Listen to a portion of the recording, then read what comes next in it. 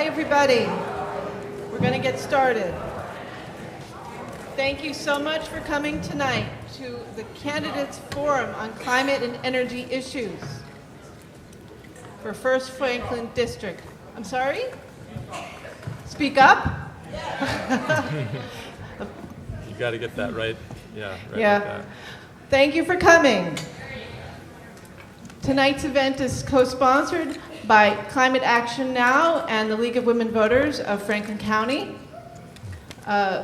both of which are nonpartisan organizations, nonprofits that are just about getting information and getting citizens engaged in the issues. Tonight, we will be moderated by the marvelous Fran Volkman from the League of Women Voters of Northampton, as she is unbiased in this particular race and has no skin in the game. So I'm introducing Fran Volkman. Thank you.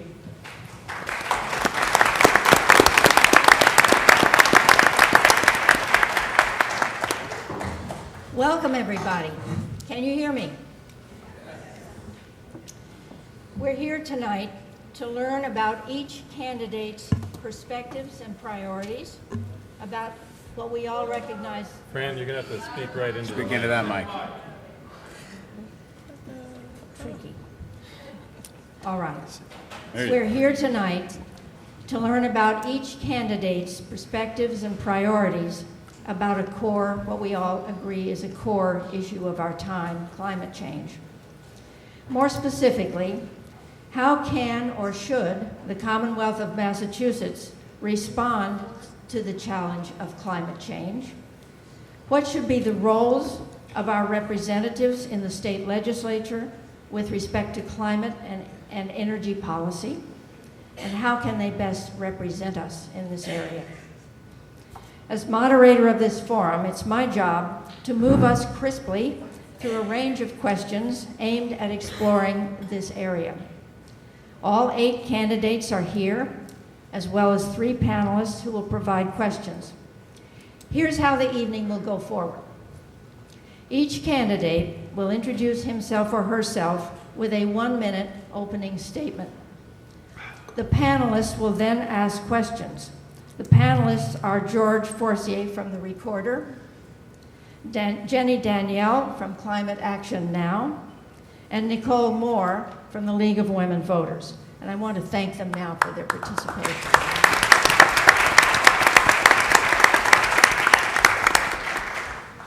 As you can see, we have rather a large number of candidates and many questions to cover. So in order not to be here literally all night, somebody said this might be longer than Gone with the Wind. It won't. Not all candidates will answer every question. The League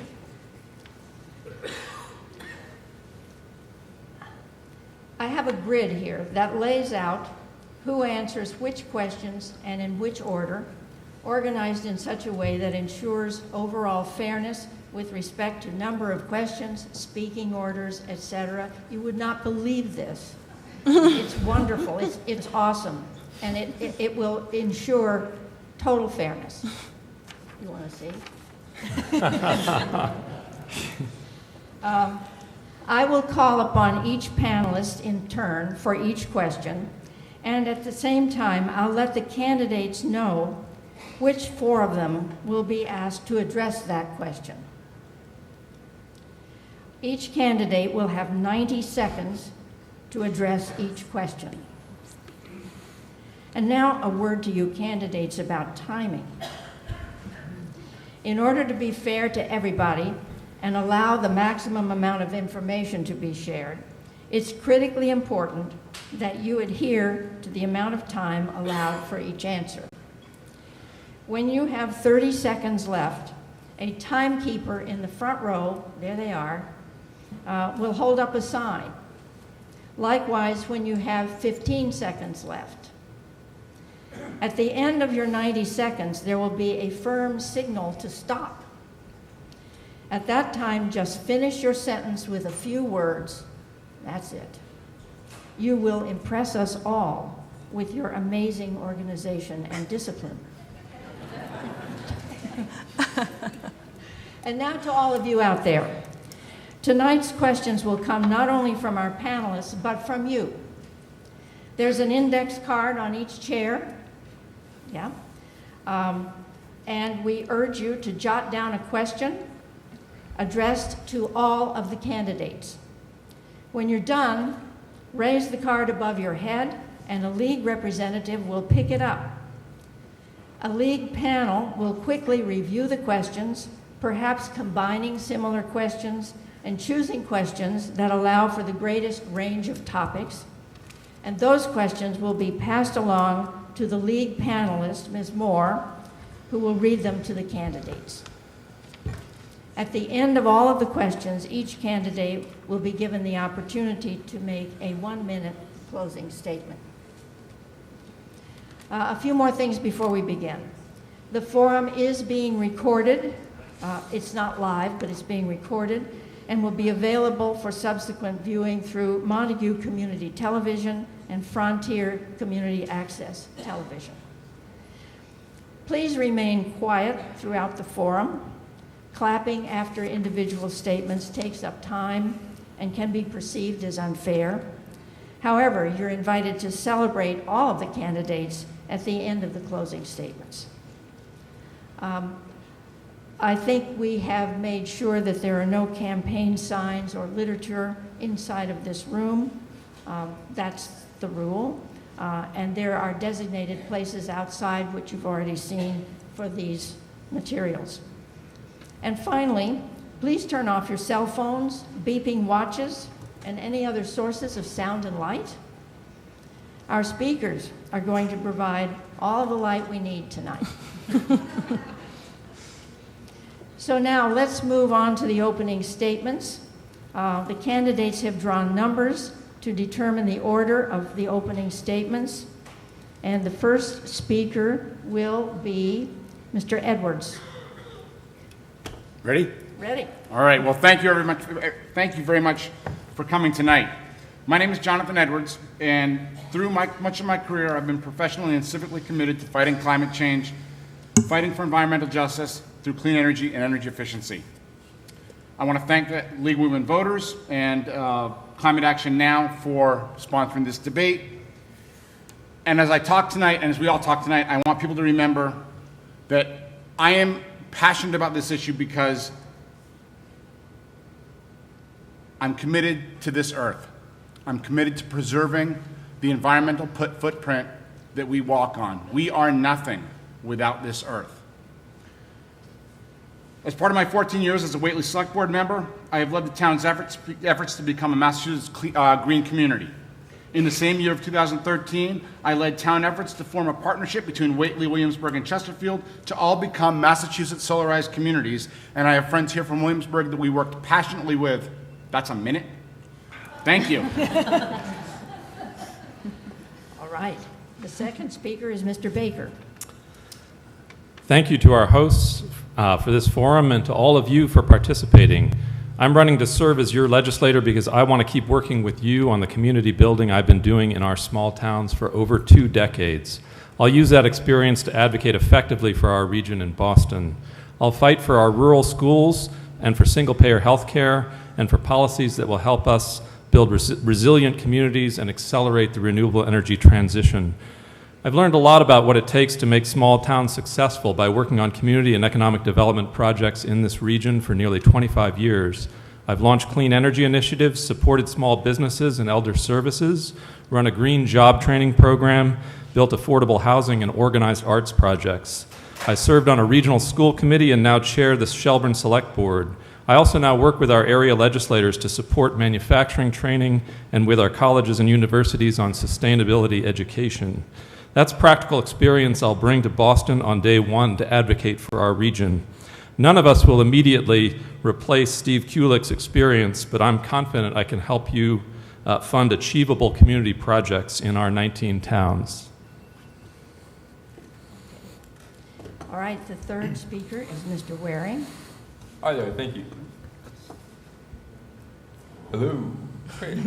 Hi there, thank you very much. I'm Nathaniel Waring. I'm a different kind of candidate from the ones up here. You're going to hear a lot of people talking about what they've done. I was a cable guy for 7 years. That's my claim to fame. Not exactly impressive to anybody. However, what I do have is I've got experience being working poor, trying to make bills. And one thing that doesn't get talked about a lot during climate change discussions is the burden that comes on trying to be progressive in climate issues while trying to do so without a budget.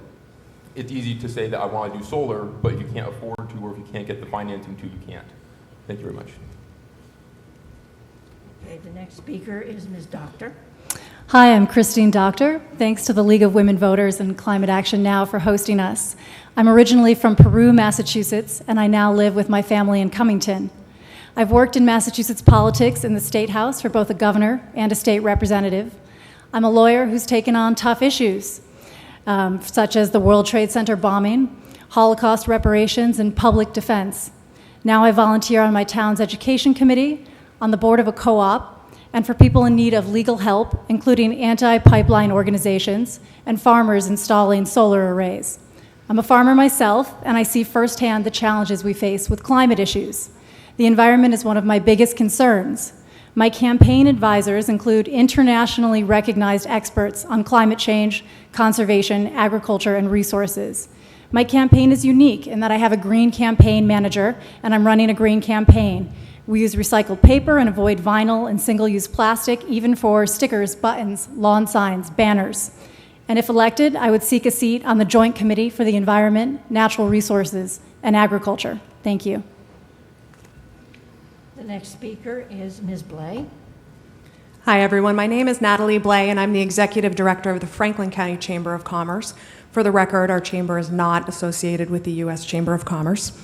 After working for Bernie Sanders, I moved to the region in 2005 when my husband was offered his dream job. I was hired by U.S. Representatives John Olver and Jim McGovern and became the first full-time Chief of Staff for UMass Amherst Chancellor Subaswamy. My job for these visionary leaders was to bring stakeholders together to complete projects that proved that government can do good. It can lead the fight against climate change. We can increase access to affordable housing and public transportation. We can invest in public education and protect our most vulnerable citizens. I reference my background not only to point to my experience, but also to point out the fact that I have never once worked for an individual that I did not believe in. I refuse to sell out to anyone, and I want you to know that I will stand up for the people of the 1st Franklin District because I believe in you and what we can do together to fight climate change. Ms. Albright-Hanna. Hello. By the year 2050, we need to reach the point of drawdown. To actually reverse and not just slow the rate of climate change, we're going to have to be aggressive and change the way we live. But here's the good news. Changing everything means more jobs, cleaner air, more biodiversity, and a better standard of living. This is what our state will look like if we reversed climate change by 2050.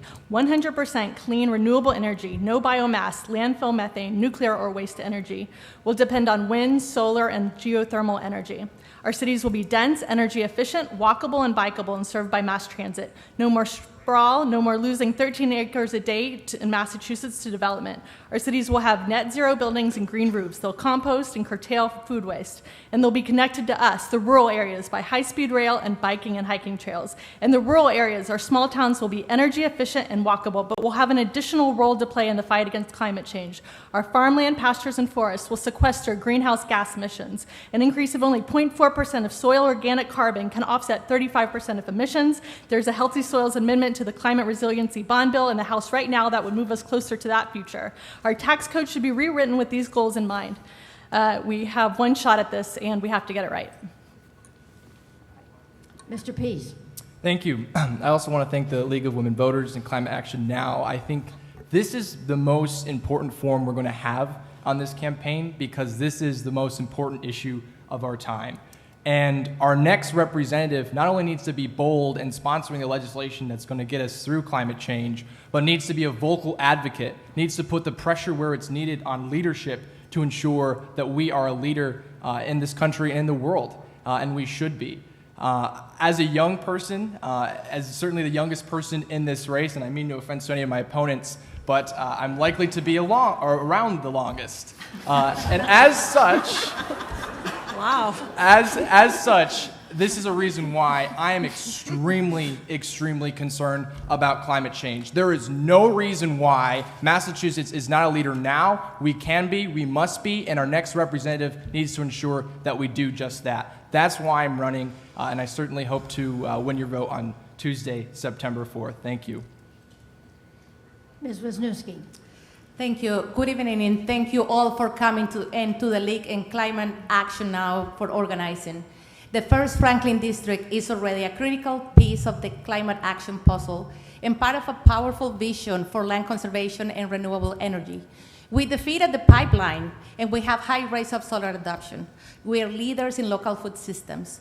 We need to continue doing all of that, as well as building transformative action on climate change by shifting 100% renewable energy usage in Massachusetts as quick as possible, and by putting a price on carbon, by rejecting construction of any fossil fuel infrastructure on land offshore in Massachusetts, and by fighting for environmental and climate justice so that costs and benefits are shared equitable in our communities.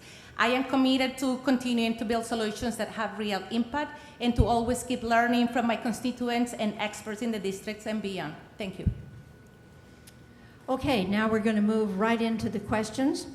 The first question will be asked by Mr. Forcier, and the respondents will be Baker, Doctor, Albright, Hannah, and Wisniewski. Go ahead. Okay. Can you hear me now? Okay. The state's Healthy Incentives Program essentially doubles the amount of fresh fruits and vegetables that SNAP recipients can buy from local farms and farmers markets. The program was so successful this past year that it ran out of money. For the budget year that begins July 1, the House and Senate have budgeted $3.2 million and $6.2 million respectively. But incumbent outgoing Stephen Kulik has questioned whether even the $6.2 million will be enough. So the question is, how much is HIP worth and why?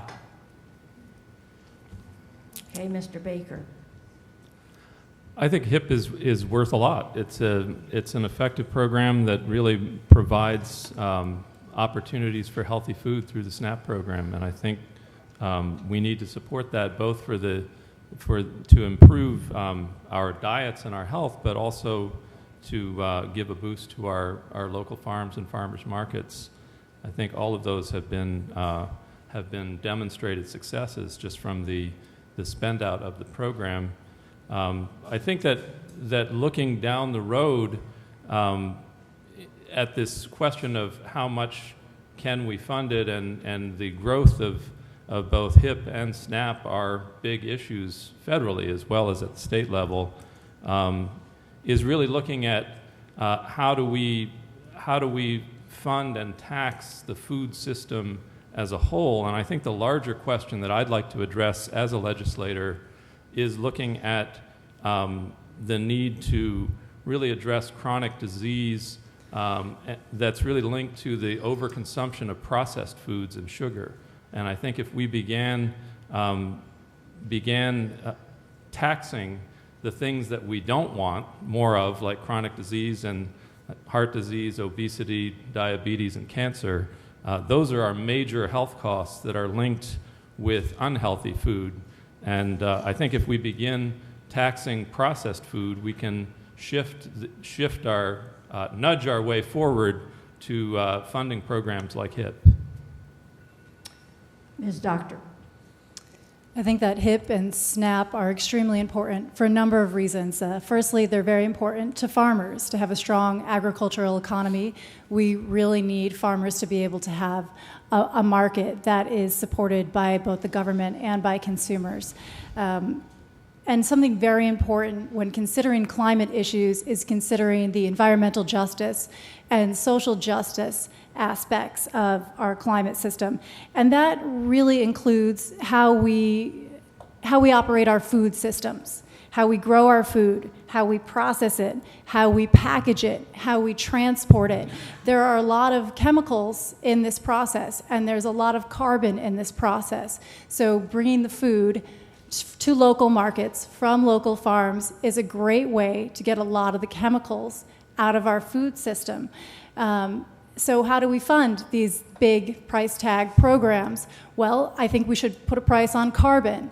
And maybe something we should consider is taking some of the carbon rebate and putting it towards our food system, especially to spread it through our economy and make it a social justice issue so that we can all be a little bit healthier, and it will relieve some of the tax burden too in terms of taxpayers and our healthcare system.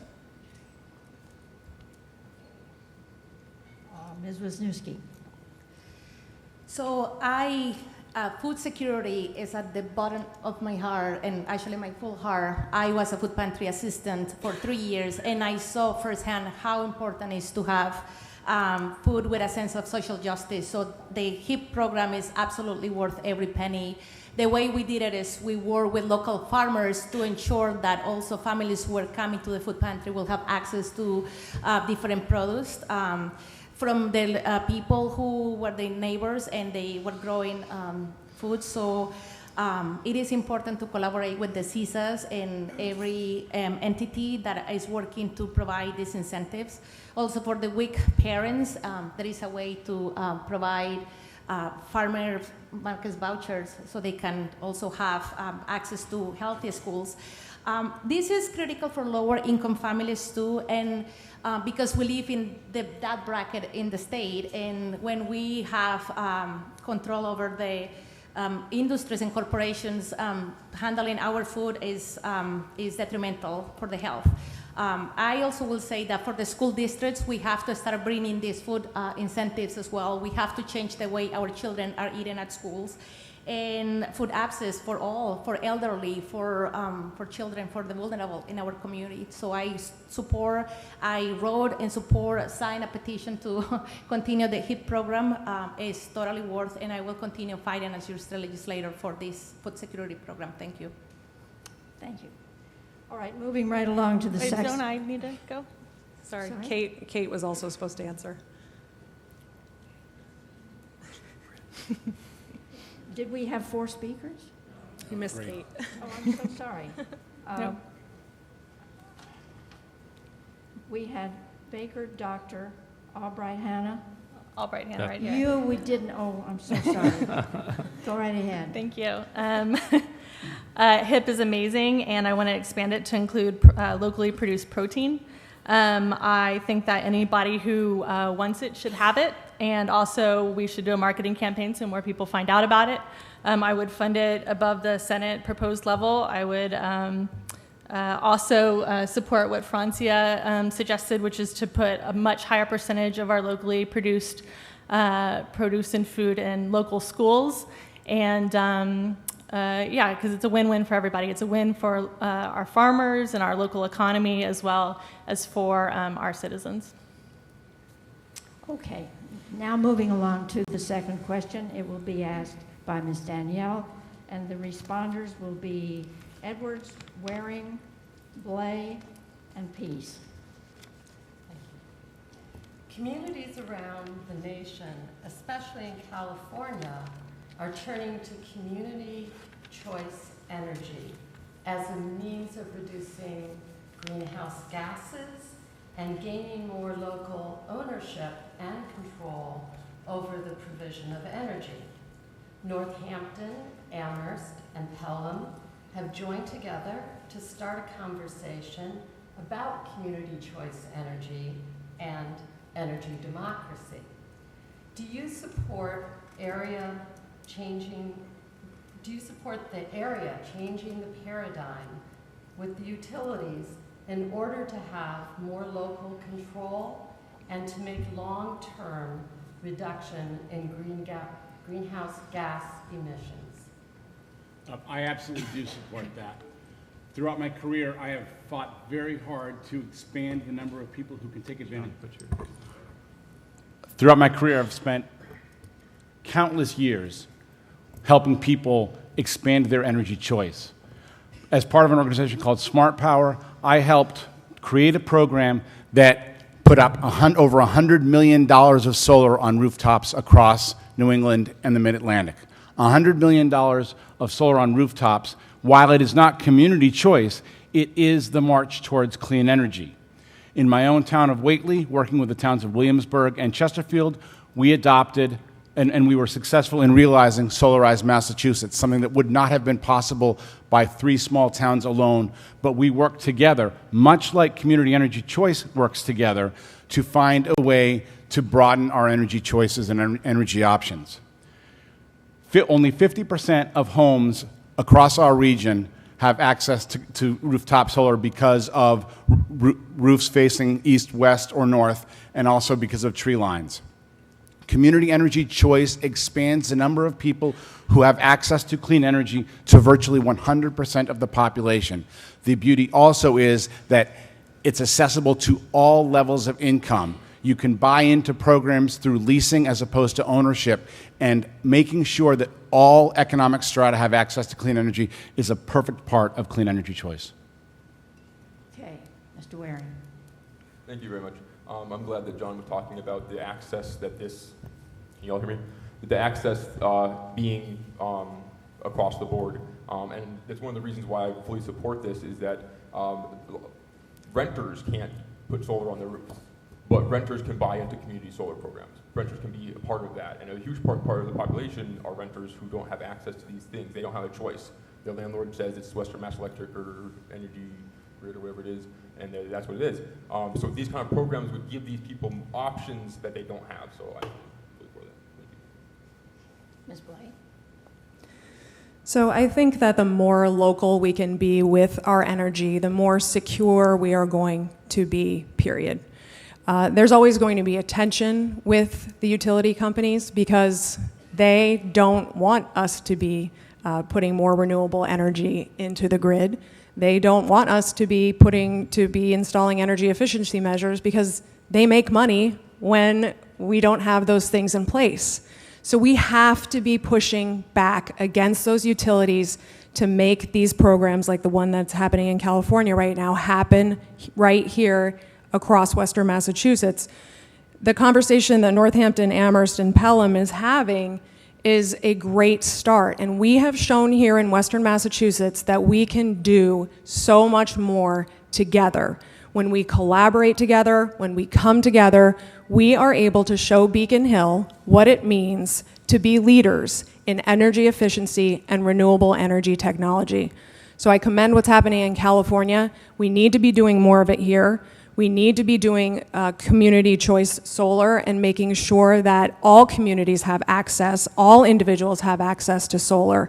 If you have a roof that's sloped the wrong way like I do, if you don't have a land, if you're renting, all of those things make community solar possible if we all buy into it together and work together to make it happen.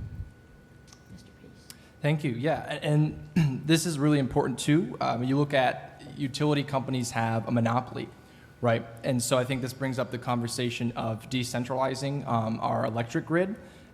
We have to have a more resilient and smart grid and ensuring that we're making sure that we have renewable energy. The other part that we have to think about with this issue too is the environmental justice aspect. Right? How can we ensure that low-income households are able to have solar and other forms of renewable energy? And the other thing that we can do and should be doing is the state should be mandating that public buildings, schools and such, they should already be having solar on their rooftops, right? So they should be participating in this. And the other great thing about local control, if you do decentralize the electric grid, is, and what you're going to be doing is making it more safe, making it more efficient, making it more resilient to storms, which of course we're seeing more and more of because of climate change. So absolutely, we have to also look at the successes in other states, California. How well were they able to implement these programs? How can we mimic that in Massachusetts, and what can we do to do it even better? Thank you. Okay, thank you all. The next question will come from Ms. Moore, and it will be addressed to Wisniewski, Edwards, Baker, and Blay. Good evening. The Omnibus Energy Bill, S2302, contains a comprehensive and diverse set of proposed new requirements that would accelerate the state's transition to renewable energy. What are your top 2 or 3 choices among the numerous proposals to accelerate the transition to a clean energy future? Okay. Ms. Right. Wisniewski. Okay, Yes. thank you. So we do really need to continue decentralizing the main. First of all, we cannot pay taxes to fossil fuels any longer, not to pipelines either, so that will be the first step. We need to decentralize our powers and get off fossil fuels. It is important that we also do microgrids, especially now. The insurance companies know that climate change is in here, and they know that our lower income families are, the most at risk, and still working to get reimbursements to have a decent living after a disaster happens too. So I would like to see that we start thinking about alternatives like heat pumps and stuff. Even some people have the options not to be added to the current gas lines, right? I actually when I was living in Greenfield, that moratorium, and I realized that there are options and alternatives to that as well. Having microgrid systems that will be part of the emergency centers like schools and hospitals, education centers, and then having maybe an industrial matter that will take care of the climate change, and continue also to just increase in the carbon price. If we incentivize communities to be green, to have, request that we have green buildings overall, so that will be a priority. Thank you. Okay, Mr. Edwards. The first thing I would do is I would remove the net metering caps on solar. This is an incredibly important issue. The net metering caps that are currently at 7% limit our ability to fight climate change. Data is data. Hear that loudly. Net metering caps limit our ability to fight climate change, and it would be one of the top things that I would do as your next state representative. Another thing that I would do is currently the renewable portfolio standard is at 1% annually in terms of an increase. I would move that to at least 2%, if not 2.5%. Massachusetts must be an RPS leader across this country. People look to Massachusetts for our clean energy leadership, and moving the RPS to at least 2% will force utility companies to purchase more and more renewable energy, put more and more renewable energy on the grid, and wean us off our dependence upon fossil fuels. The third thing that I would do would be to absolutely make sure that we move towards a carbon tax. The carbon tax will pay for any number of different needs on the clean energy spectrum, including battery backup. We need battery storage desperately. We need to be the capital of battery storage, and Western Massachusetts can be a jobs leader on battery storage, and a carbon tax would help finance that battery storage move. Okay, Mr. Baker. I think that John Edwards has pointed to two of the things that I would support. I would actually support us accelerating to 3% on green power purchasing through the renewable portfolio standard. I think we need to move. That is the only way we're going to get to the climate change 2050 goals that we've set for ourselves for an 80% reduction in our overall energy use. I think that in addition to lifting the net metering caps, we need to look at allowing virtual net metering, which is the add-on that really allows community solar to be accessible to low-income and families and renters and others who cannot do solar themselves. Rolling back the demand charge on solar customers, that was one of the most regressive things that Eversource was able to get through last year. That has dropped, has cut 3,000 jobs from the solar industry. I think two other things to look at. I would support Representative Jen Benson's carbon pricing bill and Paul Mark's Green Bank legislation. Both of those will move us forward in the direction of being able to fund the renewable energy transition. Ms. Blake. So first, I would focus on energy savings and environmental justice. Remember when Mass Saves first started and you signed up for your energy audit and they came to your house and they handed you a bunch of light bulbs? We are so far beyond that right now, and we have to find a way to get beyond just the light bulbs. We have the oldest housing stock in this nation, and we need to button them up. We have to make sure that we are not allowing all of our energy to float out through the walls and our windows and these large rodent holes in our basements like the ones that I have. So how are we eliminating the mold, the water in our basements to make sure that people who have those problems in these old homes are not suffering from health problems? How are we retrofitting our heating systems to be more efficient? How are we transitioning away from knob and tube wiring? How are we funding that? I think the Green Bank is a really good option. I think that it allows for loans not only for residential homeowners, but also for businesses. And in Connecticut's program, they partner with home energy efficiency and renewable energy technology for low-income families specifically.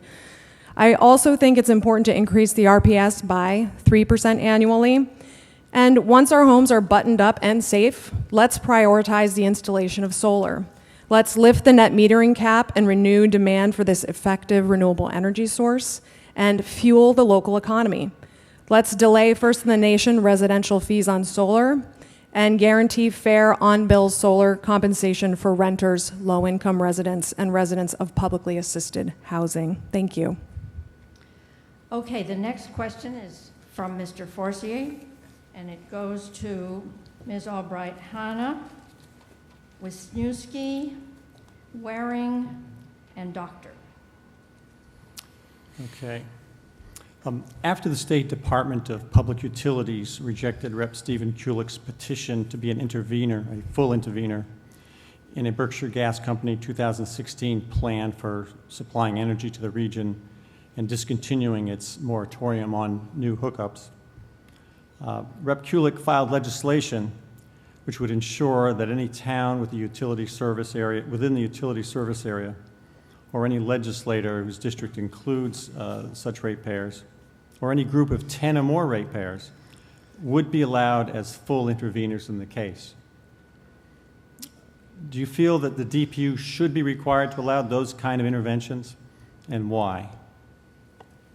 Yeah, I mean, the utilities are a monopoly. We pay for them with our taxes, and they should accept any kind of regulations or fees that we place on them. I think that we shouldn't be, this shouldn't even be a question where we're struggling with being concerned that the utilities are making enough profit. They work for us, and we have to be aggressive. Okay, great. Ms. Wisniewski. Okay.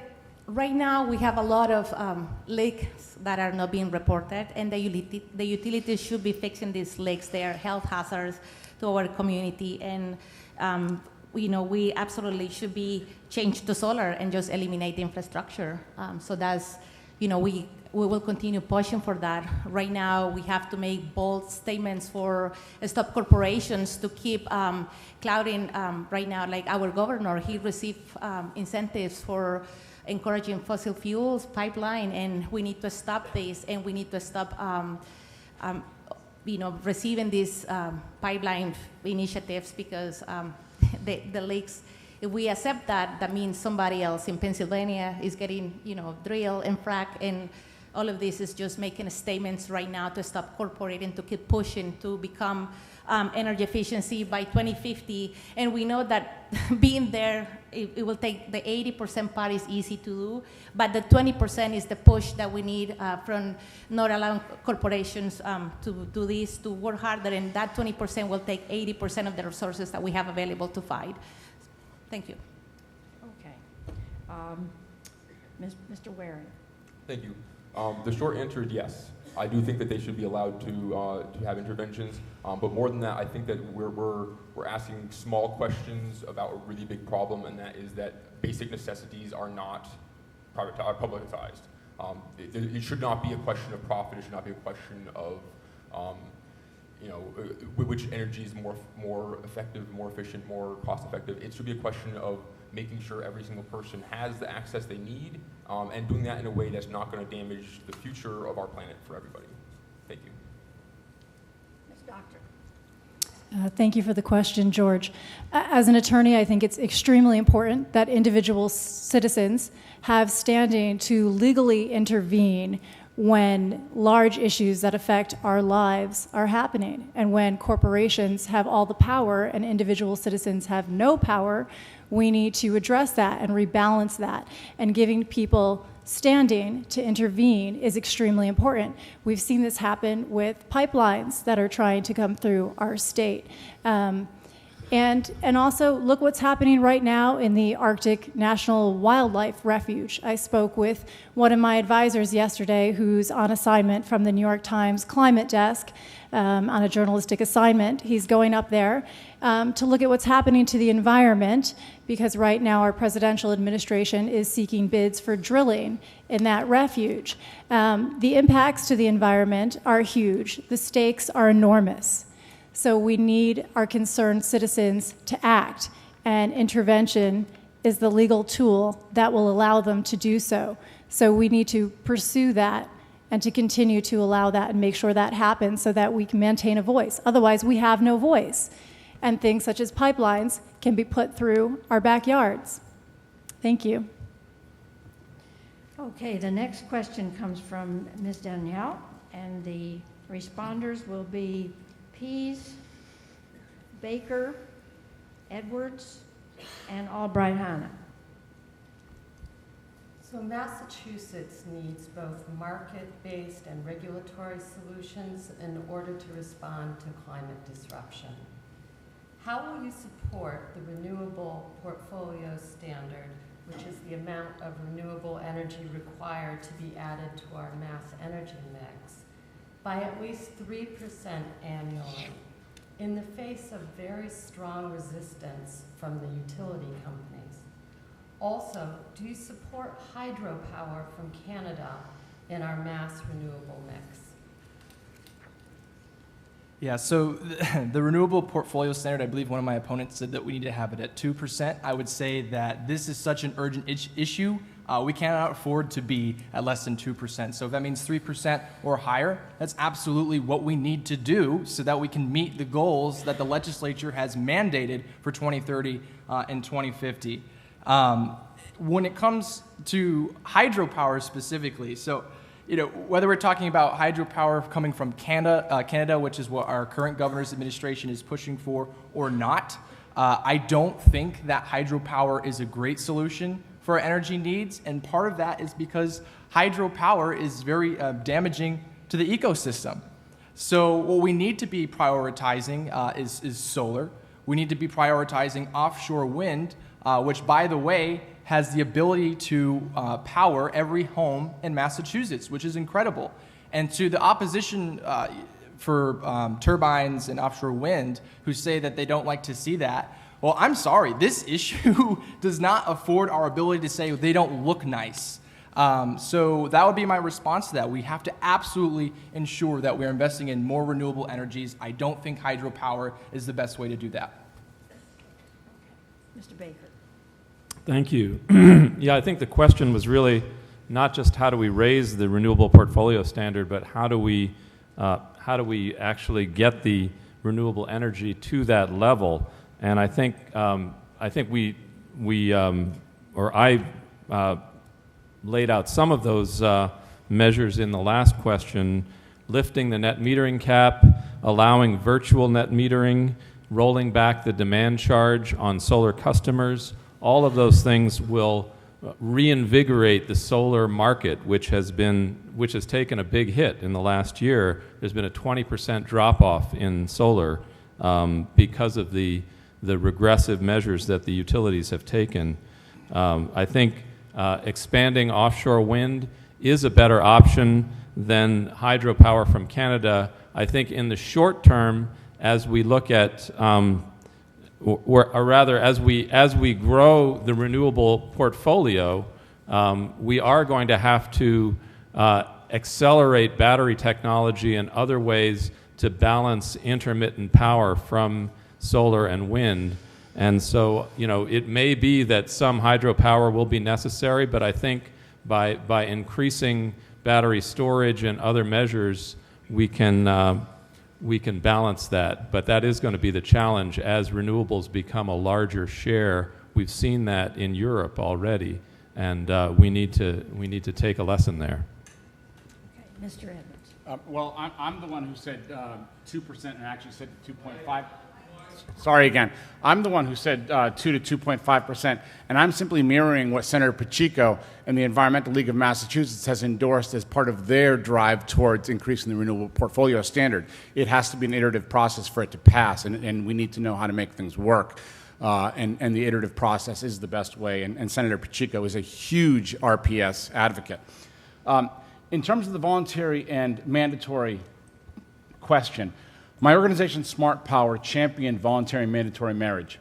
Nothing can happen without voluntary action and mandatory action. And in fact, mandatory action is only as good as the next vote in the legislature.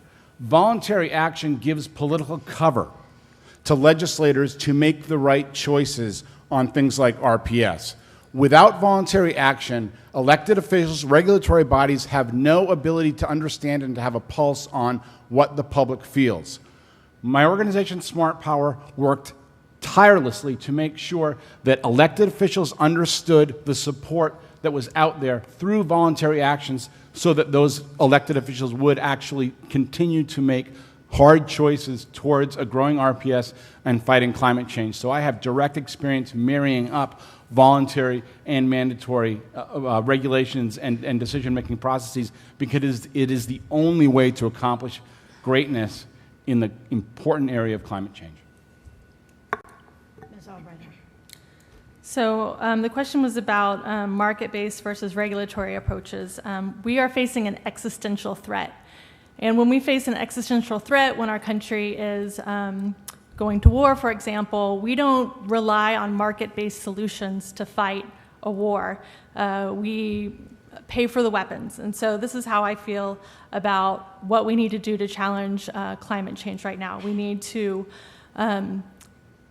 invest not only 3% annually, but try to get those numbers higher if we're going to try to keep the rate of temperature change below 2%. So I think that solar, offshore wind. I read that one offshore wind plant is equal to a nuclear power plant. I am really optimistic about the potential there. I am not supporting hydropower from Canada, but I think that we all need to mobilize together and try to change the way we're looking at things. Okay, fine. The next question comes from Ms. Moore, and the responders will be Blay, Albright Hanna, Wisniewski, and Waring.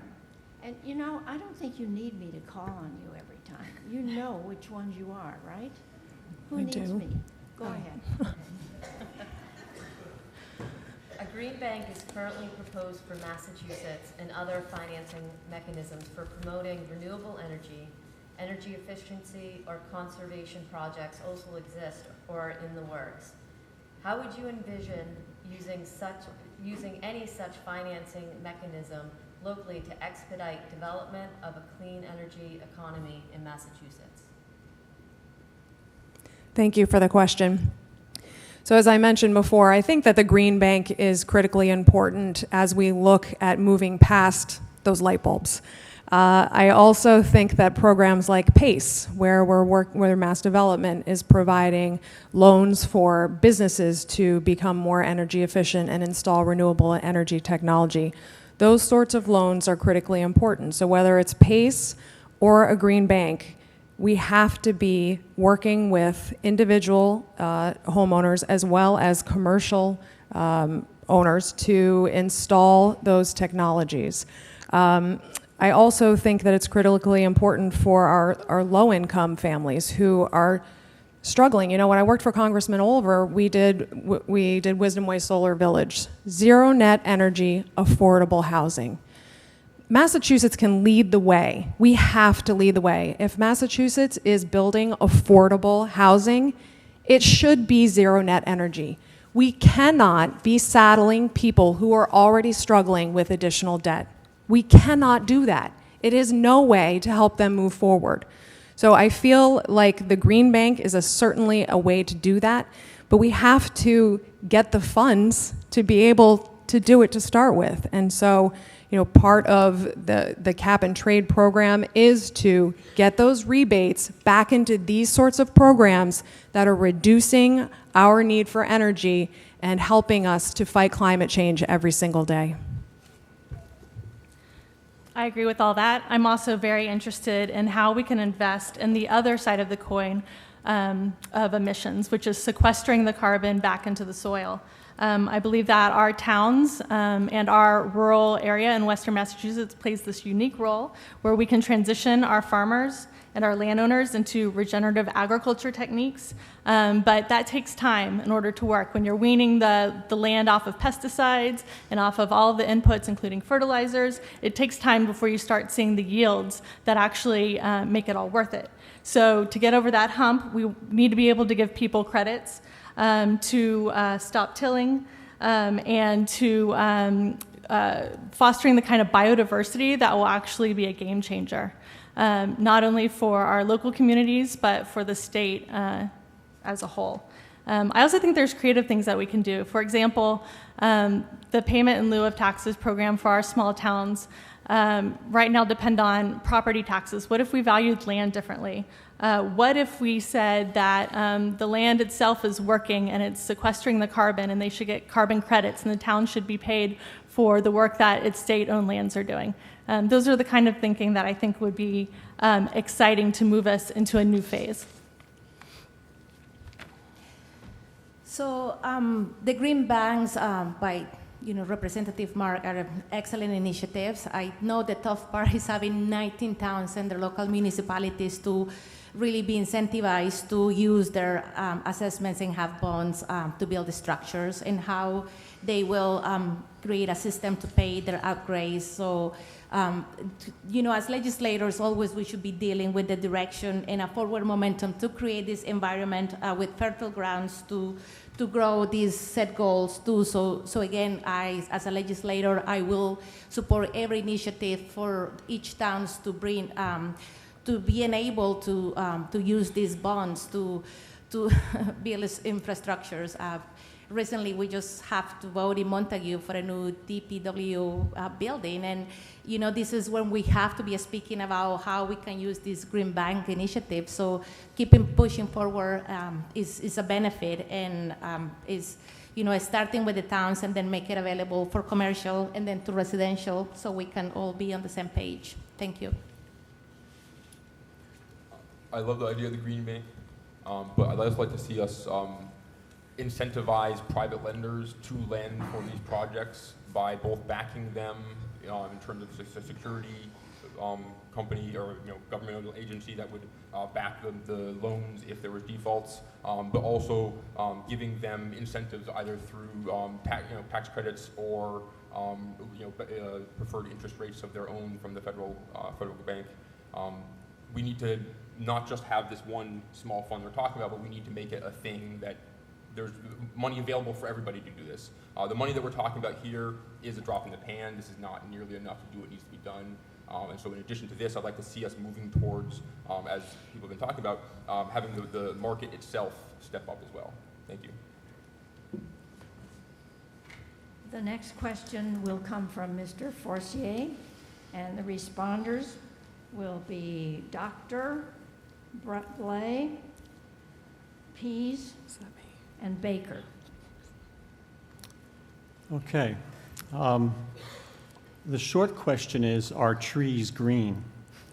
The longer question, I guess, has something to do with the people I saw outside today, and this question of whether biomass, industrial size, industrial strength, wood burning or pellet creation and burning is a green, sustainable energy source, and whether that's something that the state government should participate and encourage along with forest owners in Western Mass. Yes, trees are green and lovely. So forest-derived biomass, I think we can do much better than that. I don't think we need to be burning our wood products. And pellets, I think, are particularly problematic because they're not only full of wood, they're also full of glue. I do know for a lot of low-income families, we need to help them come up with viable solutions to replace their pellet stoves and wood stoves. But I don't think that large-scale forest-derived biomass is the answer for that. I lived in Denmark, and during that time, I saw some biomass operations that were a great example for something we might want to consider here. They were burning non-agricultural and non-forest-derived products, mostly landfill waste. So they had very little space for landfills, very few landfills, and they were burning this for energy, burning the trash and the refuse. And they had systems in place so that it wasn't releasing nearly the amount of carbon into the air that burning wood was releasing. So I think we should look to better examples for biomass if we're bent on it, but more importantly, we should be looking at solar. Thank you. Thanks for that question. Yes, trees are green, and trees have many uses. I believe that working... Am I... I think so. I think Blay is next. Oh, I'm sorry. I've got the wrong one. Blay, then No, Do you want to switch? If you want to go first, it's I'm fine. sorry. If No, you no, want to no. go first, go ahead. You're already started. No. Go right ahead. Okay. Okay. So I think that we saw in Greenfield a couple of years ago that there was a proposal for a large-scale biomass facility we fought back against it. Springfield, there was a similar project in the North End, and in Springfield that was a problem because it was in a low-income area, and there were already issues in that community with asthma, serious asthma problems, and so those large-scale wood-burning biomass facilities, the industrial scale facilities, don't have any place in our future. So I do want to just point out that we have used site-specific combined heat and power projects at the John Olver Transportation Center, which is a zero net energy building. And it's also being used at, I believe, at Coley Dickinson. So that combined heat and power, very small scale facility that can help diversify a single building's energy efficiency and hopefully get it to zero net energy by using geothermal, by using solar.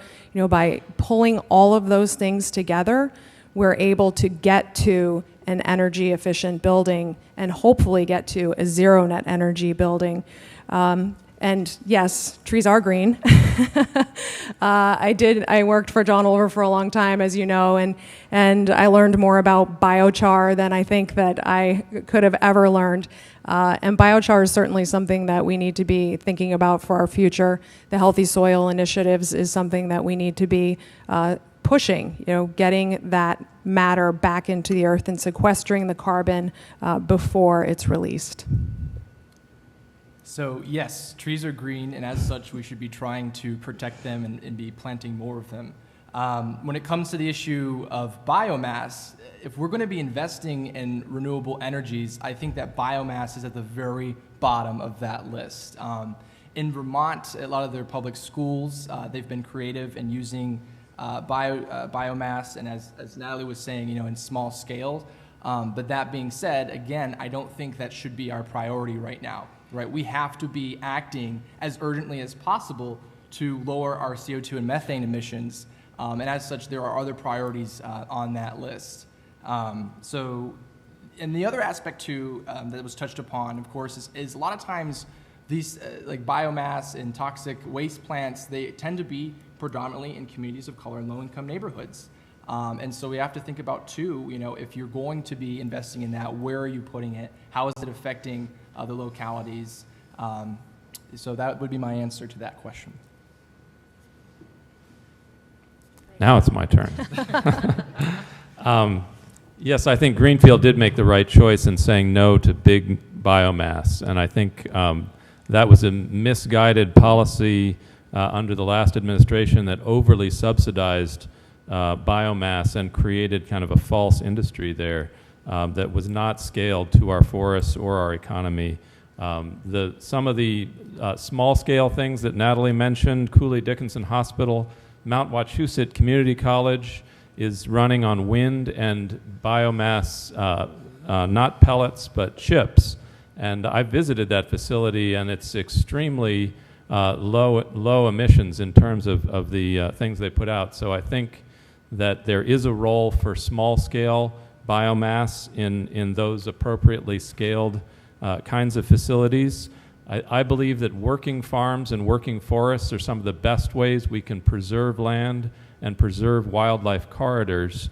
So I think that there is a role for a forest industry. We're going to have to deal with a huge amount of ash and hemlock due to pest invasions. The adelgids and the green ash borers are going to decimate those forests. So there is going to need to be a wood management program there. But so I think that there's a balance to be struck in our rural economy between going towards smaller scale.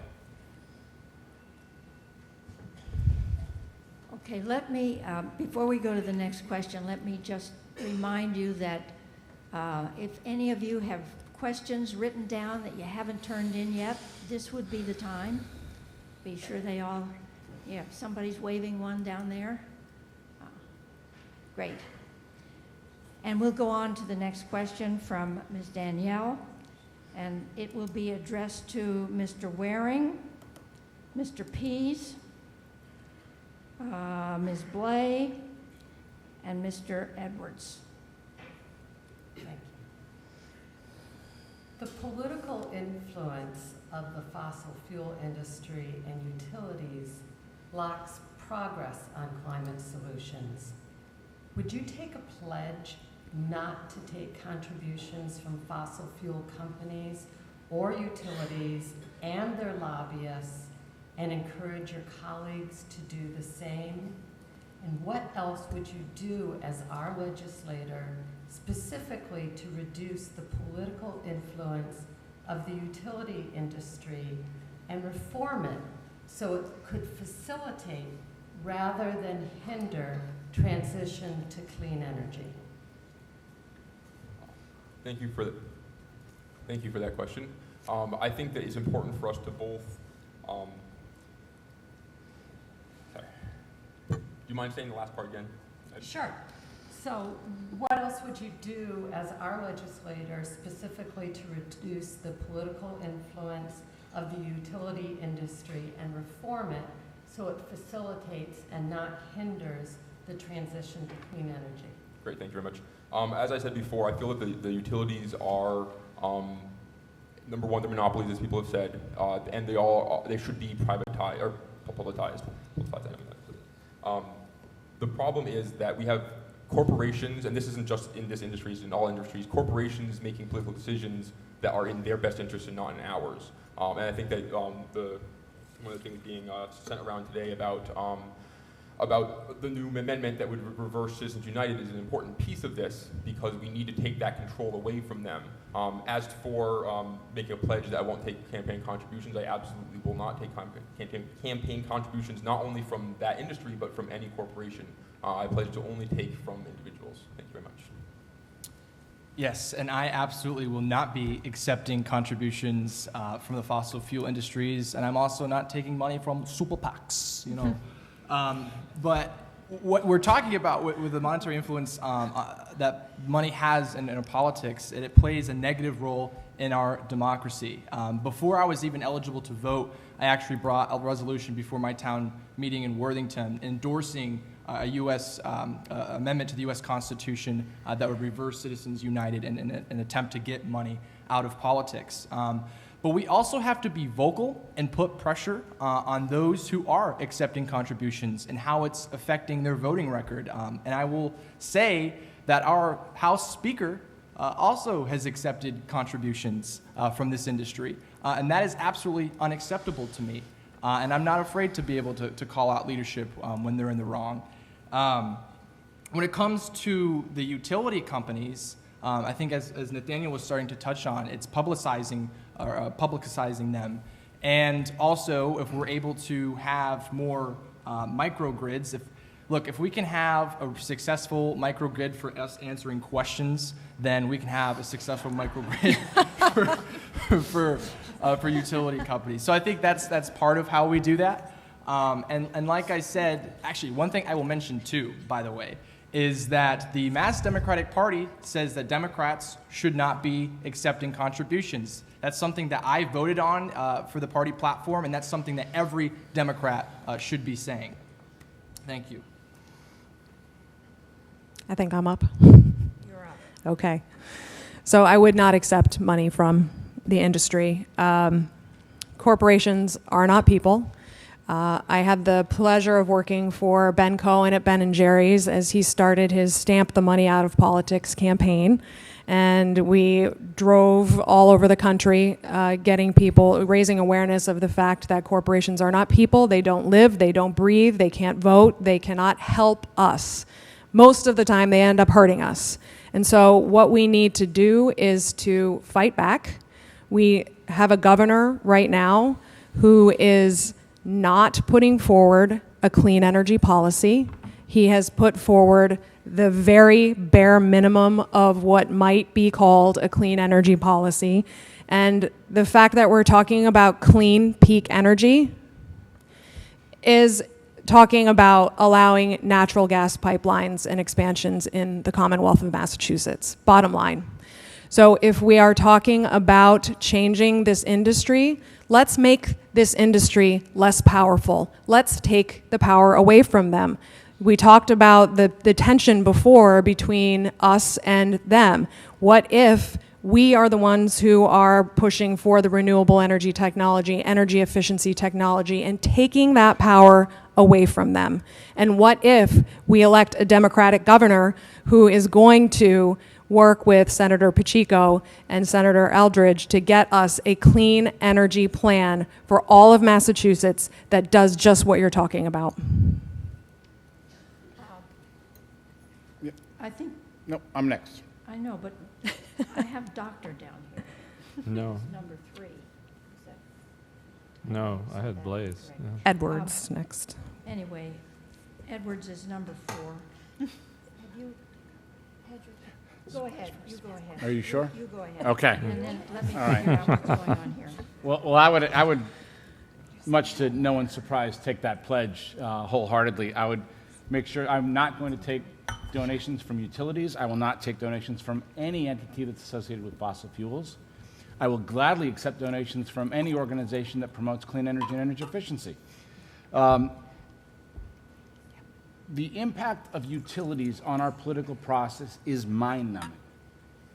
They have made the American public believe that they are working in our best interest. And that it is absolutely not the case. Are they diametrically opposed to our best interest? No. They are absolutely in favor of maximizing profits and their margins.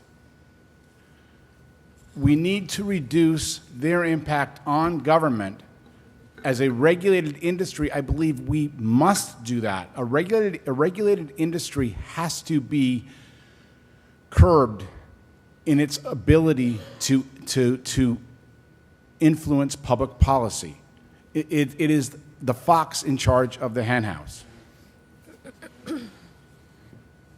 Utilities can be a good thing, but utilities are working for us, as people have said, and we need to make sure that no utility works contrary to the needs of clean energy. When utilities start to promote clean energy, then you can talk with utilities about maximizing their impact. Okay. All right, now we're ready to move to the questions from all of you out here. They will all be asked by Ms. Moore. I think we're going to have time for 4 questions. And the first one will be addressed to Baker, Waring, Albright Hanna, and Wisniewski.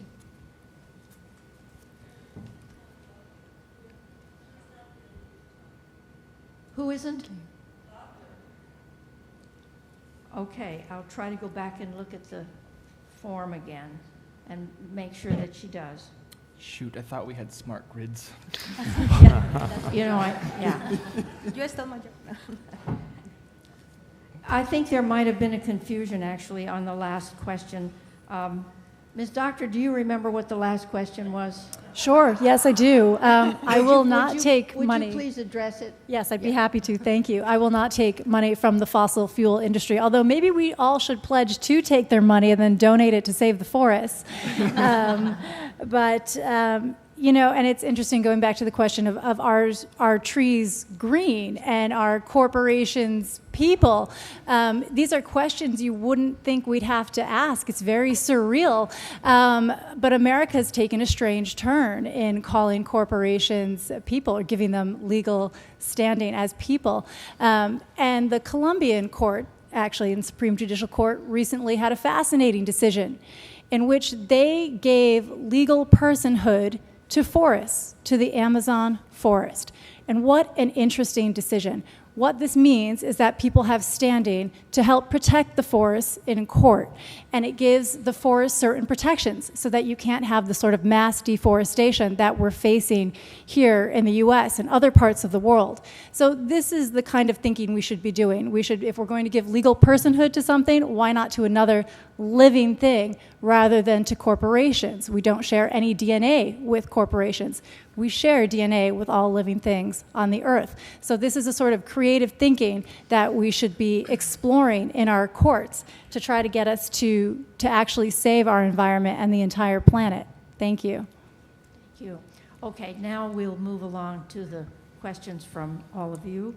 And shall I go over again the list of people answering? Are Baker, Waring, Albright Hanna, and Wisniewski. Go ahead. Residents who rely on public transportation couldn't attend this event because bus service ends before the forum does. How will you fight for the FRTA? I should say that I start that process by serving on the FRTA. I do that as a Shelburne Select Board member and will advocate for increased rural transit funds.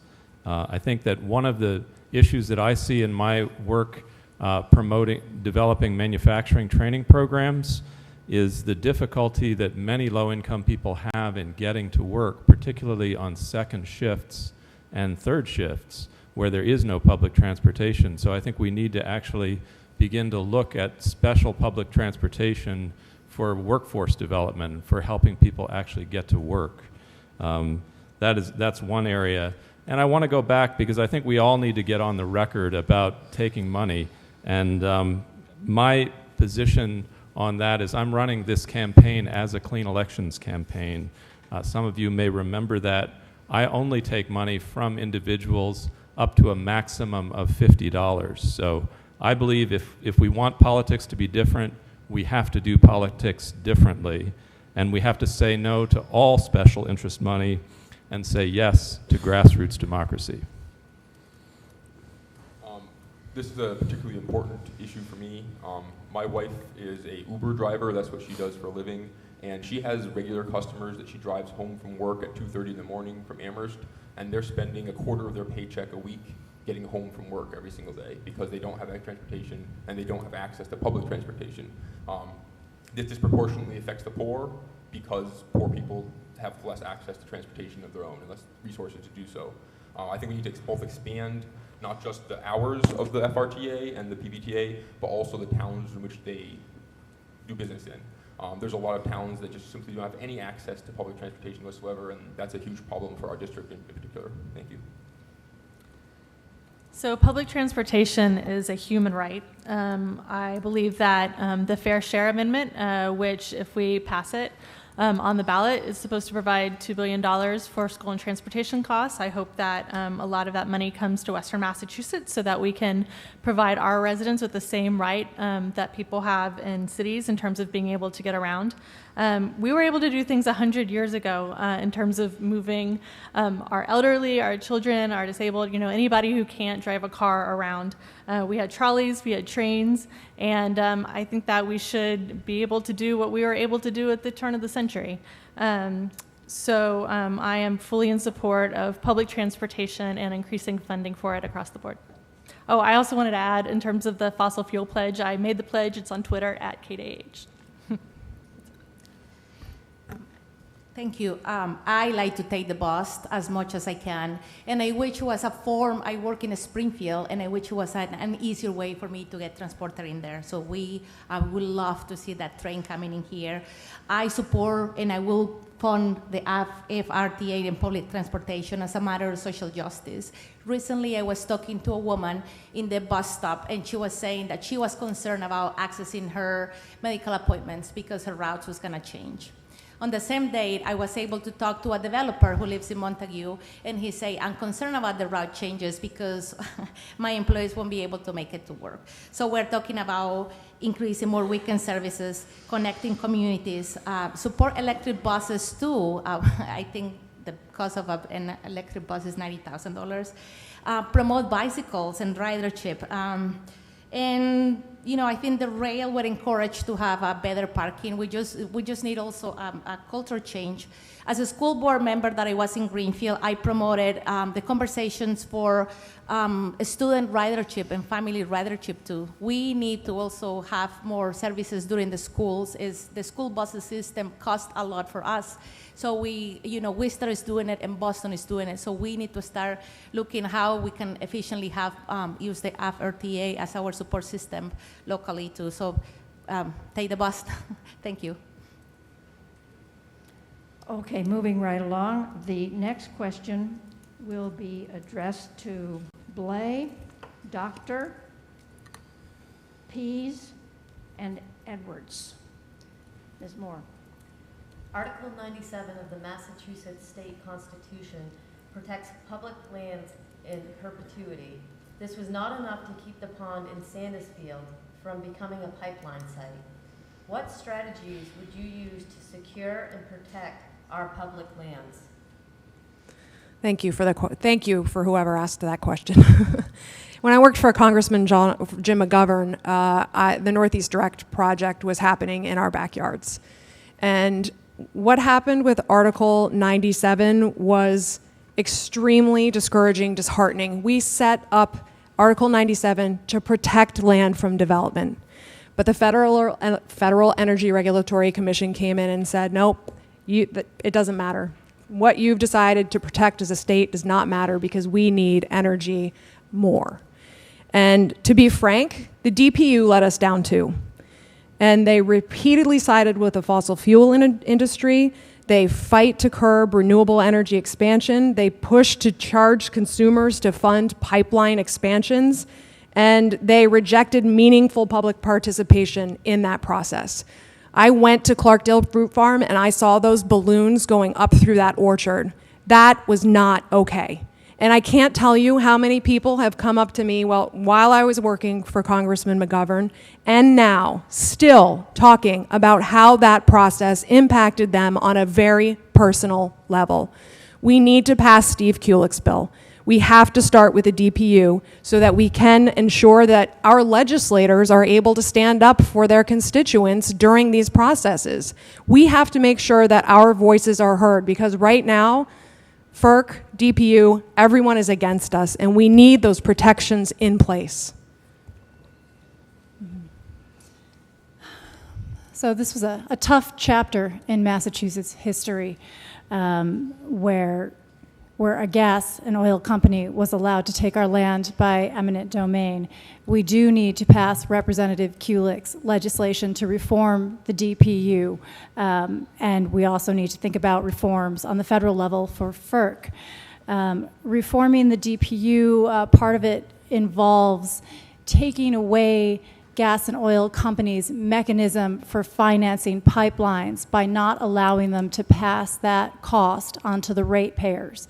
And that is an extremely important factor. We shouldn't be paying for this, but these are how the companies operate. So let's take that away from them. And, and also to strengthen our states' rights, because states' rights at the political point we're in now are more important than ever. I do remember going down to Sandus Field and working with PLAN, the Pipeline Awareness Network of the Northeast, to try to stop Kinder Morgan from cutting trees. And I would like to acknowledge and thank Katie Eisman, the director of PLAN Northeast, who's sitting in the third row, for doing all you've done to help us stop pipelines here. And please keep up the good work. Thank you. So I also agree that we need to pass Representative Kulik's bill, and I will also promise you that if I am elected your next representative, I will continue to not just sponsor that legislation, but be a vocal advocate, right? Another part of this strategy is we do need to elect a new governor that is actually going to stand up to pipelines, not accept money from the fossil fuel industry, and encourage them. And a big part of this conversation is if we don't want more pipelines, we have to find alternatives to fracked gas and other forms of fossil fuels. Again, that means having carbon pricing. That means investing in the offshore renewable or offshore wind and solar power. And I will also take this time to acknowledge farmland. We need to encourage and continue to pass tax credits and land preservation for our farmers. I think that is absolutely crucial to the conversation. And, one thought just that comes to mind is, a lot of people when they were fighting the pipelines were willing to put themselves at risk and actually get arrested. And wouldn't it be powerful if our elected officials were willing to do the same thing? So we have to continue to stand up to this industry. And hopefully as your next representative, I'll have the ability to do that for our district. Thank you for the question.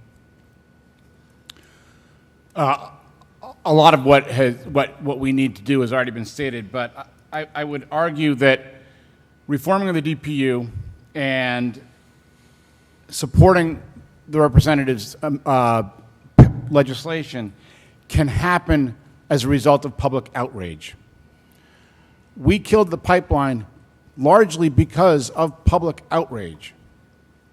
We can do the same thing again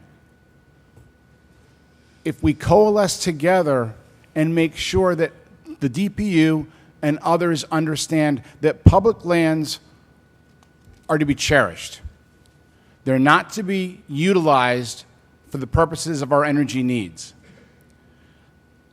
Another piece that's really important to understand is if we continue to invest in clean energy, if we continue to invest in battery storage, we're investing in energy sources of the future rather than forcing us to invest in energy sources of the past. The pipeline carries our energy sources of the past. We're either going to keep our heads in the sand and continue investments in pipelines that carry energy of the past, or the public is going to work with our elected officials, our regulatory bodies, and the media to say, no, it is time to invest in the future. It is time to cherish generational morality, and that comes in the name of clean energy, battery storage, and other methods to wean ourselves off fossil fuels. All right, question 3 will be addressed to Wisniewski, Edwards, Baker, and Blay. Big money intervenes and blocks the development and expansion of solar and other renewables, building fossil fuel infrastructure instead. Who will you work with in the legislature and across the state to get corporate and utilities big money out of our political system in Massachusetts? So I will work with anybody who is on the same page to decentralize this power and monopoly for that is blockading our progress. We need to lift the cap again for solar arrays. I think right now it's only 1% in a community. I think that's a statistic. So, starting with all of the legislators who have been pioneering moving forward, it is important. Again, we've been hearing it here that it's key to keep electing people, because no matter how hard we fight, we need to have the people who's going to move us forward in legislation too, and who are going to stop the dependency on, again, the vessels that are providing more of this infrastructure. So we need to have more solar panels in every roof, to have farms. And, we need to incentivize electric companies. How are they going to be part of this, and how do we do it right? It's a process, it's a transition. And when we do put all of these things in place, we will be able to thrive and really to move forward too. But, let's elect good people who's going to move us forward. Let's keep fighting to have all the options that we can bring locally, and just keep thinking renewable. And also education. We need to start informing folks about these options. Having fair media to be part of this conversation as well. Thank you. Quickly, I would certainly be working with Senator Pacheco, Senator Eldridge, Senator Moore, and others who are proponents of recycling and clean energy and NRPS standards, et cetera. But to answer the latter part, the former part of the question, oil and fossil fuels have figured out how to make the general public believe that we have a love affair with fossil fuels. We don't have a love affair with fossil fuels. We have a love affair with effective service delivery. We have a love affair with finding something that works. We have a love affair with strength and power. We need a marketing initiative. We need a public affairs initiative that will demonstrate and remind the American public that clean energy works. Clean energy is here, it's real, and it's working. Fossil fuels only survive because that industry has developed marketing strategies to make us believe that it is the only thing that can power our world. Clean energy does already power our world, and it can continue to power our world, and it will power our entire world if we hit our metrics by the year 2050, or our entire country, I should say. It is about marketing. It is about public awareness. It is making sure that people understand that you can live the life you want to lead with clean energy sources. That energy efficiency is not an unfulfilled promise from the Birkenstock-wearing crowd of the 1970s. It is real, it is here, it is working. And it is a marketing and awareness challenge that we have, and that will beat fossil fuels. Thank you for that question. I think as a Shelburne Select Board member, I participated in a network of towns that were impacted by the Kinder Morgan pipeline, and we opposed it. But I'm also realistic enough about our small powers as Select Board members to know that when Kinder Morgan failed, it was not really our opposition. It was market forces that caused them to withdraw. So when you look at the gas prices at the pump outside creeping up towards $3 a gallon, when those prices hit a price point, we're going to see those pipelines come back. And that's one of the challenges that we face. High prices incentivize renewable energy. They also incentivize fossil fuel companies to drill. So we've got to take action before we get to that point. I support Attorney General Healey's strong questioning of the utility companies during the rate-setting process, and I think we need to, as a legislature, provide her and the Attorney General's office with the tools to really put leverage on the utilities during that process. With their 10% profit guarantee, we can say to them, make the grid smarter, make solar more accessible, roll back the demand charge. Those are things that we need to do as a legislature to empower our Attorney General to act on our behalf. And I think just in the legislature, I also support Jen Benson's carbon pricing bill, as I've said. So I too would look to Senators Pacheco and Eldridge as leaders in the Senate that I could work with on the House side to make change happen. We don't. Representative Benson has been a leader, but we really need a couple of House representatives to step up and take up that cause. And I hope that I could be one of those people in the House of Representatives. To Jonathan's point, Ken has this on your 12-point plan, make it renewable, make it local, make it in Massachusetts. That is exactly what we need to be talking about. We need to be pushing the idea that this is important to us, and we can't just sit here and assume that the world knows that. If you choose to live here in Massachusetts, particularly Western Massachusetts, you know what a special place this is. And we, more than anywhere else in the Commonwealth, feel very strongly about the environment. And if anyone in Massachusetts can lead that effort, it's us. And we can start right here, and we can do it together. We've shown that we can work regionally together to make things happen. The one point I do want to bring up that we haven't spoken a lot about tonight, we talked about public transportation. We have not talked about the fact that transportation emissions are the largest polluting sector in our economy right now. And I would really, really like to see a RGGI program focused in on transportation that allows us to reinvest in bikes, in trains, in electric buses, in all electric vehicles and electric vehicle infrastructure. Okay, the next question will be addressed to, just a minute, Albright Hannah, PEASE, Waring, and Doctor. You all share good progressive values and dreams for our district. How can you implement those dreams in a practical way as a brand new representative on Beacon Hill?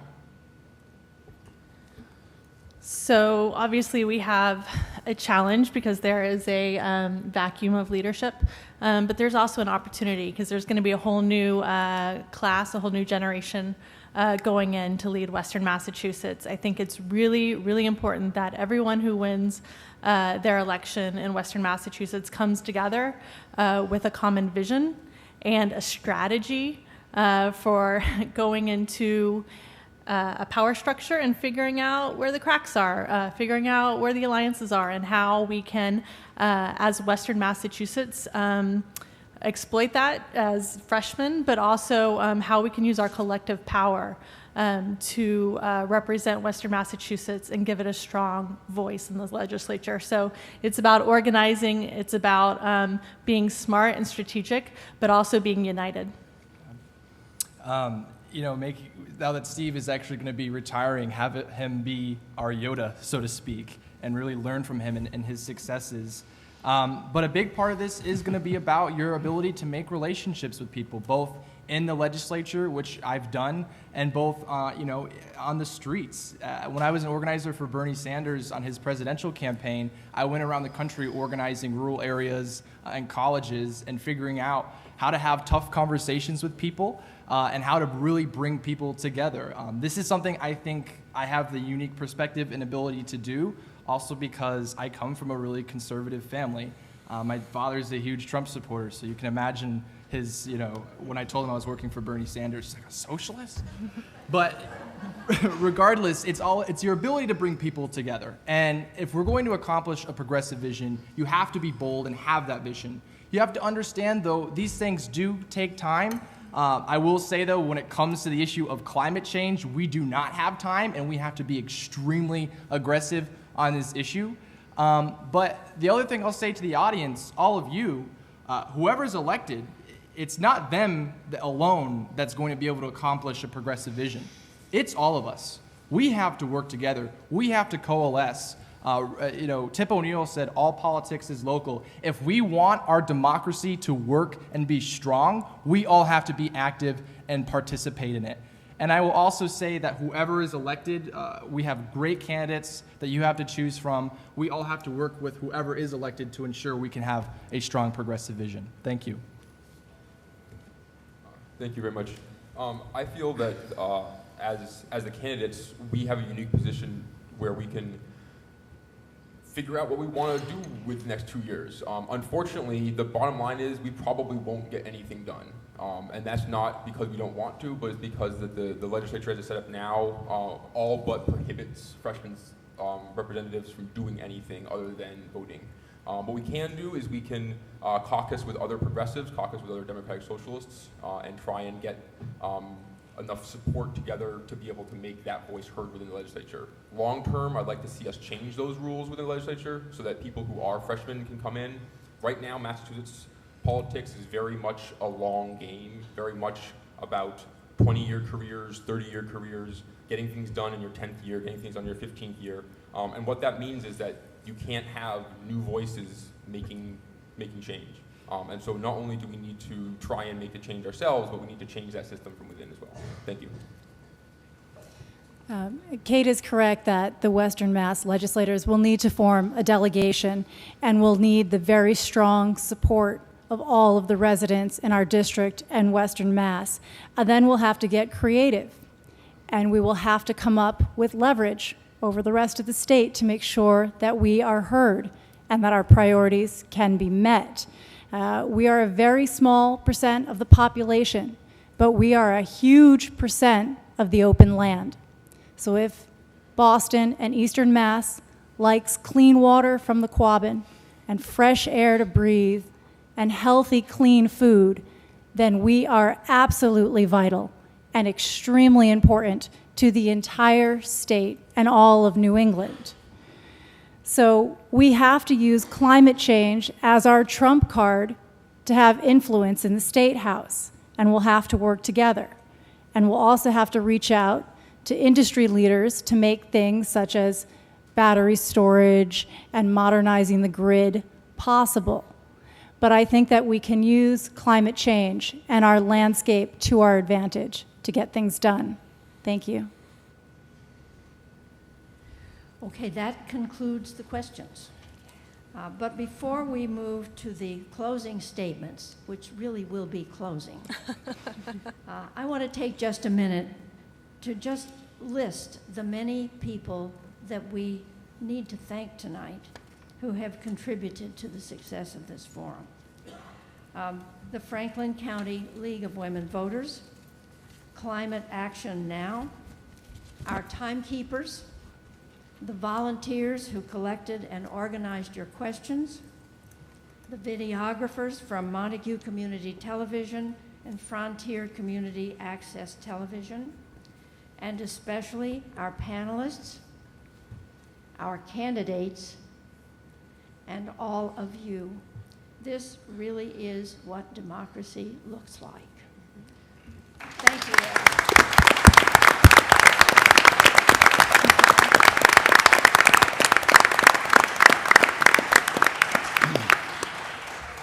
And now we'll move to the closing statements, and the first speaker will be Ms. Doctor.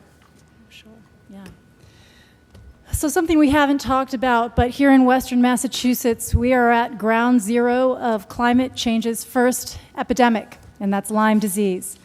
We need to invest in vaccine research, tick testing, and tick control. And simultaneously, as a Commonwealth, we have to uphold the commitments of the Paris Accords to address climate change. And we can use it as an opportunity to create jobs and promote a shared economy by turning to renewable energy.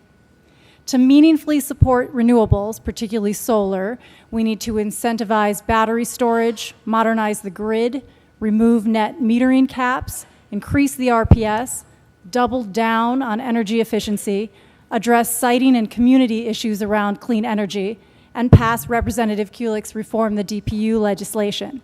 We need a new paradigm to address climate change.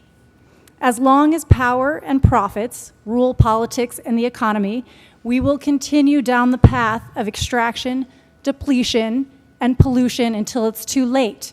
If you want a paradigm shift on the environment and agriculture, I suggest you elect a woman farmer with a law degree. I am Christine Doctor, and we need a doctor in the house. Thank you.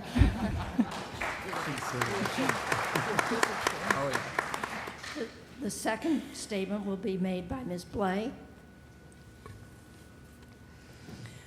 So I want to thank the League of Women Voters and Climate Action Now for bringing us all together and for showing us what democracy looks like. This has been great to talk about these challenges together, and there's no question that climate change is the most pressing challenge facing our Commonwealth and this nation right now. And we cannot wait for this fight. We have to take it head on. But we also can't wait as your elected state representatives to make a difference on Beacon Hill. I intend to go to Beacon Hill and work every single day to make a difference. I plan to work on day one, having worked on these issues for the last 10 years and having the relationships and experience already established to be able to work with my colleagues and hopefully work with my colleagues across the aisle to have those difficult conversations, to hopefully co-sponsor bills and be able to move Western Massachusetts forward with your help. Any one of us who is elected is going to need you. So please vote on September 4th, and please continue to support our efforts. Thank you.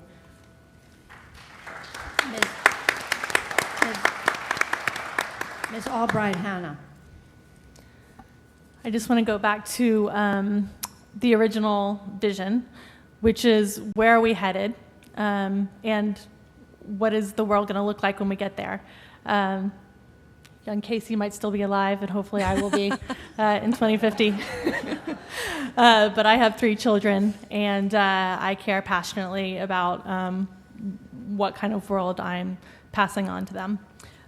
We are facing an existential threat. We need to mobilize against this existential threat.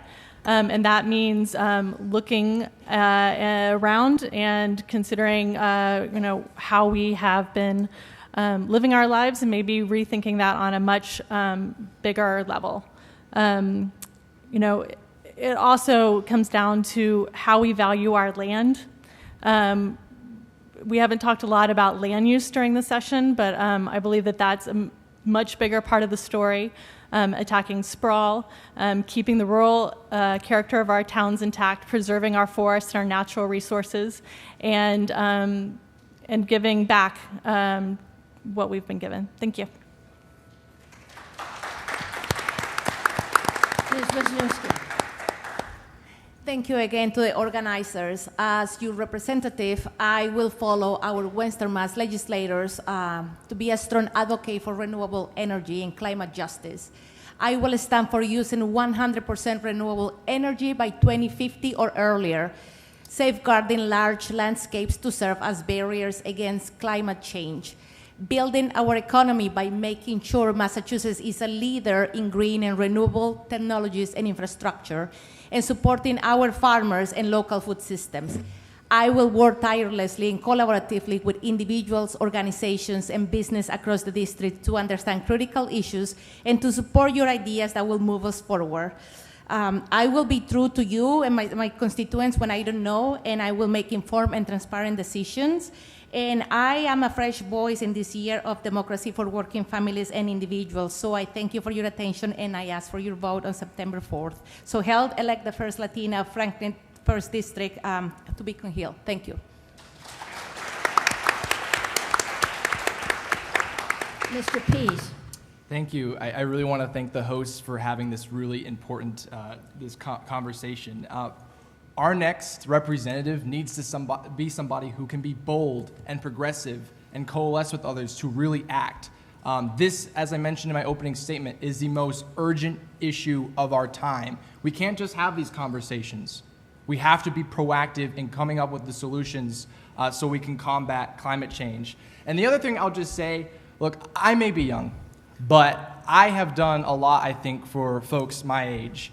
And I will say that I was lucky, but when I was younger, I knew I had a burning passion for public service.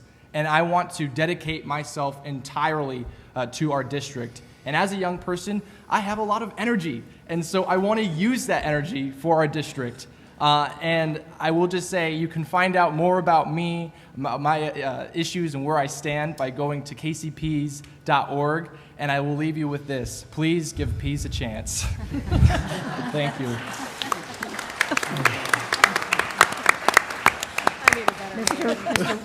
Mr. Waring. Thank you very much. Sometimes when I'm up here, I feel like I'm the kid in the emperor's new clothes, and I'm the only one that sees the emperor's naked. We keep talking up here as though we're on the Titanic, and we're arguing over how many buckets we should be bailing with. The environment is in serious, serious danger, and we are talking about whether or not a 2% or a 3% increase is what's going to matter. I feel like sometimes we don't see the elephant in the room, and that is right now is where we're spending our money at the national level.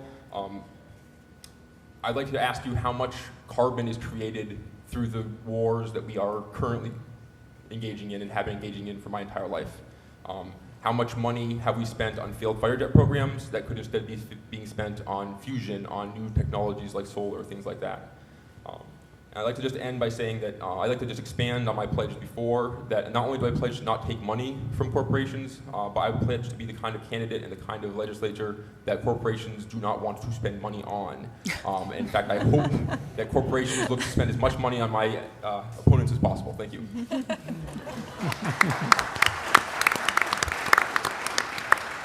Mr. Edwards.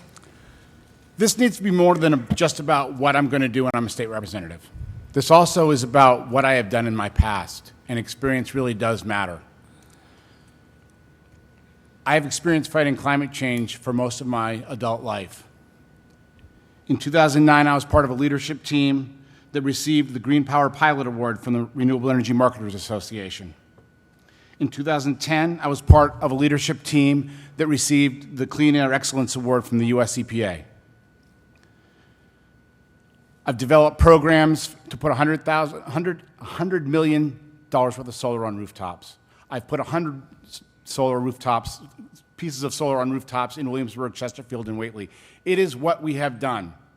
When I received the Clean Air Excellence Award from Gina McCarthy, it reminded me recently, she said, these are crazy-ass times we live in because of what the EPA is doing today. The next representative needs to fight that, and I have the experience to do just that.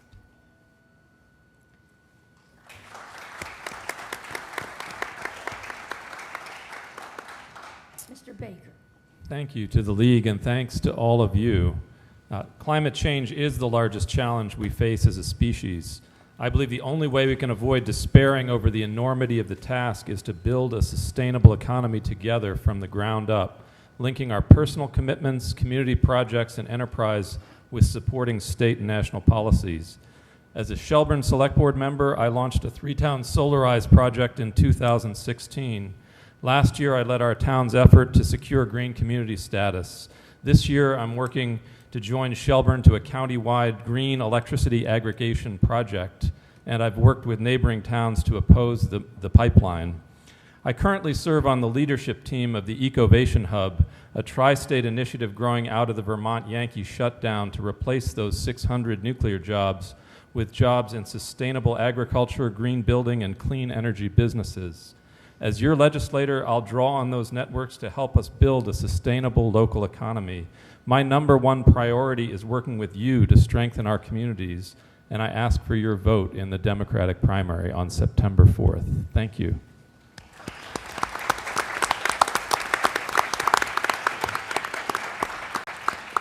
That concludes the forum. Again, I want to thank all of you. You've taught us so much, and it's been great fun. Don't forget the 2 dates, September 4th, November 6th. See you all then. Thanks very much.